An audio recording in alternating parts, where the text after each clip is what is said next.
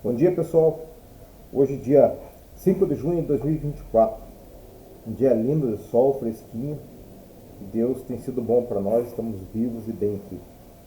Ah, Deus fala com a gente nas situações do dia a dia. Isso nós já conversamos aqui. Então, a inspiração para a nossa palavra de hoje é... Eu vim a pé, da minha caminhadinha, e passei na frente do escritório de um colega. Fulano de tal, advogado previdenciário. E é sobre isso que eu quero falar com vocês. Nosso texto base vai ser assim, ó. O primeiro deles está lá em Romanos 6:26. Fala que o salário do pecado é a morte. Tá? E depois Isaías 59, 1 e 2, que diz assim: Eis que a mão do Senhor não está encolhida para que não possa salvar, nem surdo o seu ouvido para não poder ouvir. Mas as vossas iniquidades fazem separação entre vós e o vosso Deus, e os vossos pecados encobrem o seu rosto de vós, para que não os ouça. Tá, maravilha. Bom, o que é iniquidade? Iniquidade é uma situação de contrariedade à equidade. No nosso caso, contrariedade à palavra de Deus. É a situação iníquo, é o indivíduo que peca e continua pecando sem consciência disso e sem se importar com isso. Né? Isso é o iníquo. Né? Bom, e o que tem a ver uma coisa com a outra? Gente, então vocês sabem que atualmente nós trabalhamos 5 meses do ano, mais ou menos, para pagar impostos para o governo. Tá? E vocês também sabem que quase todo o dinheiro que é arrecadado de nós, que na verdade é um furto legalizado, né? Você toma da pessoa o dinheiro dela. Né? O único que pode tomar nosso dinheiro de forma legalizada é o governo. Tá?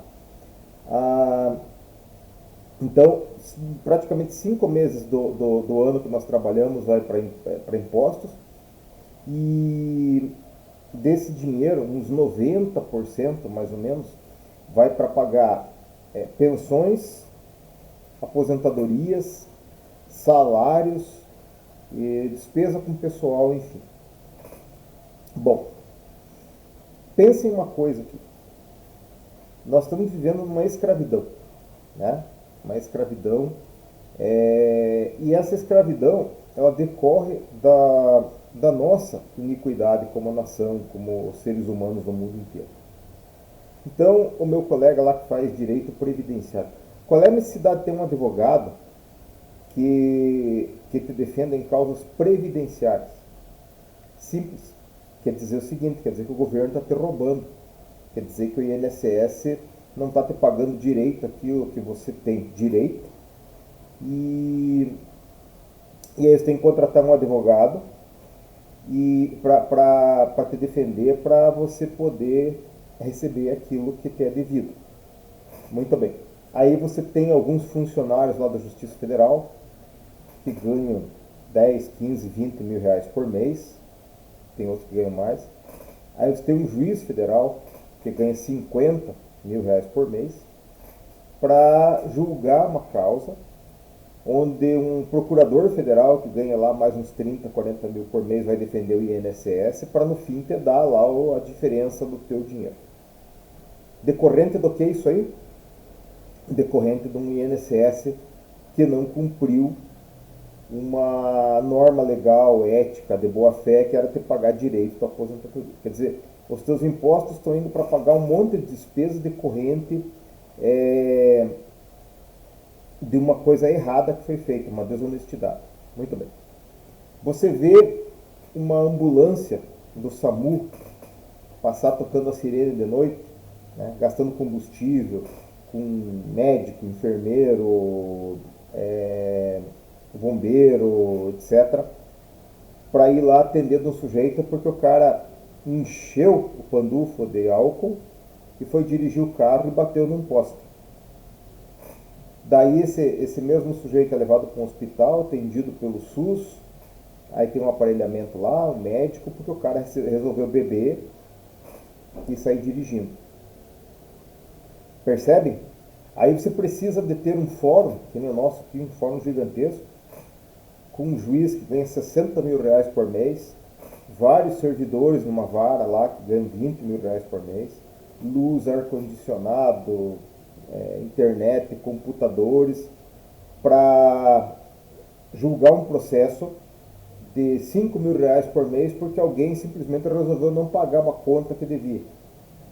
Ou para julgar um processo numa vara criminal de um sujeito que resolveu lograr o outro lá sendo processado por estelionato. Ou do cara que achou que dava para furtar o celular de quem estava na rua.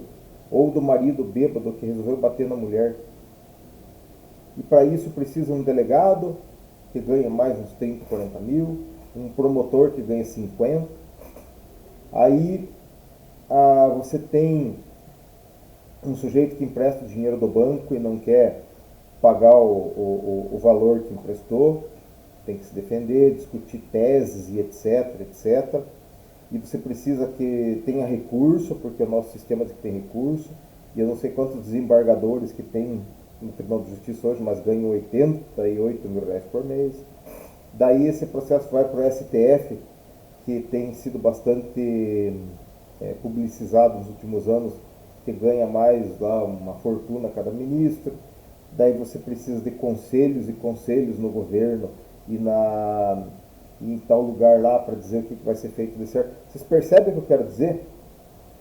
Aí precisa, aí um sujeito vai e começa a sensualizar um programa de televisão, aí tem a cantora que fica sensualizando, aí o pessoal começa a se relacionar com 13, 14, 15 anos aí engravidam, e aí querem fazer aborto, querem matar o feto, e daí algum pessoal faz o que a gente chama de trollagem, que é suscitar essa discussão aí, e a outra palavra moderna também é maniqueísmo, dividir o para lá, nós e eles. E isso tudo precisa daí uma estrutura, que é o Estado, para ficar resolvendo e decidindo sobre a nossa vida. Isso nos custa muito do nosso dinheiro, ou seja, nós pagamos uma fortuna para resolver as nossas iniquidades. Então, se o salário do pecado é a morte e a iniquidade faz separação entre nós e Deus, calculem vocês o custo financeiro da iniquidade. O custo financeiro da iniquidade. Você faz um jogo de futebol, que é um espetáculo para diversão, para lazer, e os caras resolvem se reunir, 100, 200 pessoas na torcida, 100, 200 pessoas de outra, para irem lá brigar e se matar. Na diversão. Aí você precisa ter um monte de policiais no campo atendendo. Porque o Estado tem que dar segurança. Porque isso, porque aquilo. Daí se machucam, tudo, estragam as coisas, vandalismo na rua. E nós temos que ficar pagando. Aí vão para o SUS, Isso, eu não estou contando nem o cara que daí frauda o INSS para receber aposentadoria. O sujeito que se aproveita do Estado para uma brecha legal, fica ganhando um salário, uma aposentadoria que é indevido. O cara que tem o poder na mão e enche o seu salário de penduricalhos e não sei o que, e fica custando uma grana para nós. Eu gostaria de deixar isso para vocês, porque me parece o seguinte: a Bíblia ela é muito atual. E ela é atual simplesmente porque ela trata de Deus, dos homens, do meio ambiente. Né? A Terra está aí há milhões ou bilhões de anos, eu não sei porque eu não estava lá. Deus é o mesmo ontem, hoje e sempre. E o ser humano, apesar de alguns progressos aí nas ciências e na nossa inteligência, nosso conhecimento, a gente continua sendo basicamente o mesmo ser humano. Então a Bíblia é muito atual. Né? Os efeitos das coisas que aconteciam antes continuam acontecendo hoje. E aquilo que a gente faz de errado tem um custo espiritual para nós, tem um custo financeiro enorme para nós também. Né? Então, eu acho que é muito legal a gente começar a fazer o que é certo e ensinar as pessoas a fazerem o que é certo. E ensinar o porquê que as pessoas devem fazer o que é certo.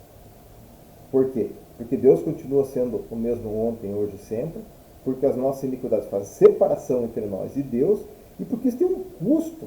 Eu já falei aqui numa pinceladinha de finanças, o que custou para os meus avós terem fumado a vida inteira. Ontem ainda a Antonieta estava contando a respeito de uma menina conhecida nossa, que atende ela numa loja aí, e a menina é muito fumante, né? Completamente fumante. Hoje eu não tenho o preço da carteira de cigarro para contar para vocês aqui do Márcio, que chama, então eu não vou chutar. Mas isso vocês, se vocês tiverem interesse, né, vamos fazer esse exercício de novo.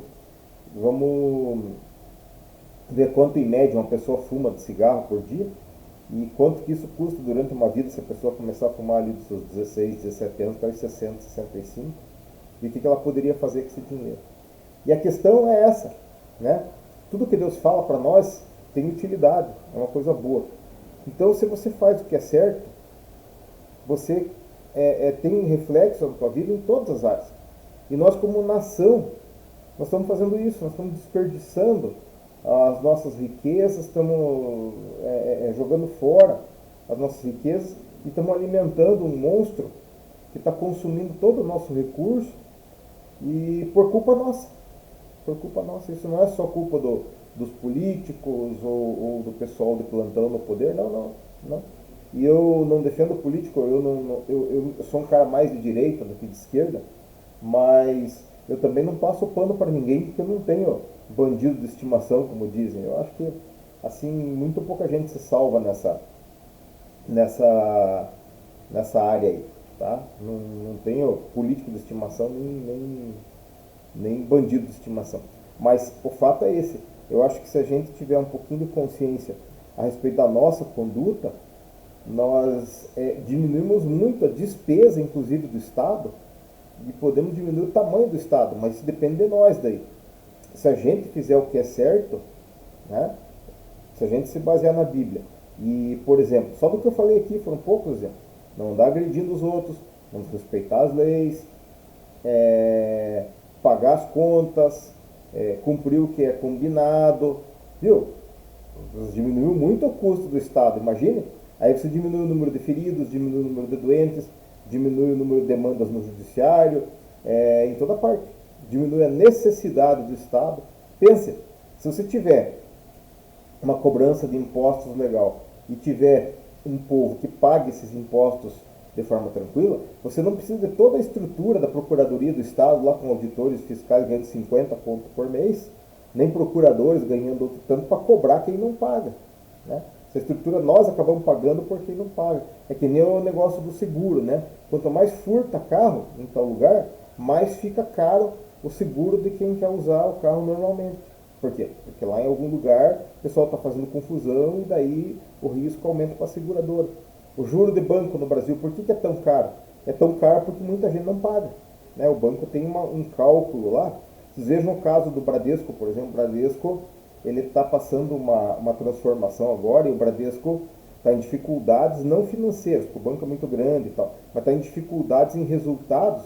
Por quê? Porque deu muito crédito depois da pandemia e o povo não pagou. E olha que quem está falando aqui é um cara que sempre advogou contra os bancos. Praticamente toda a minha advocacia foi baseada nisso, né, em discutir as coisas com os bancos que eles faziam de errado.